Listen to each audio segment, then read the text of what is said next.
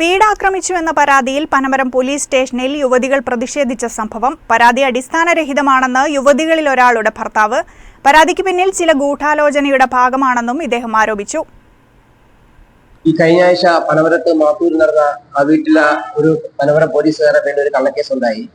വിനിതയും ഫസ്ന എന്ന് പറഞ്ഞ പെൺകുട്ടിയായിട്ട് അത് എന്റെ ഭാര്യനെ നിർബന്ധിച്ച് ഓള് കൂട്ടിക്കൊണ്ടുവന്ന് കേസ് കൊടുപ്പിച്ചതാണ്.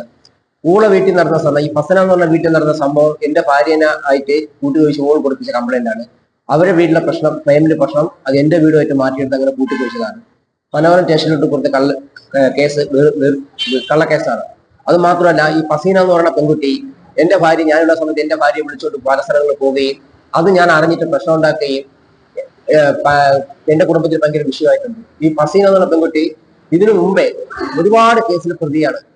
കോഴിക്കോട്, കമ്പളക്കാട്, അങ്ങനെ ഒരുപാട് കേസിൽ പ്രതി. ഇപ്പൊ പനമരം സ്റ്റേഷനിലും ഇപ്പോഴും കേസുണ്ട്. 3-4 കേസിൽ വന്നിട്ടുണ്ട്.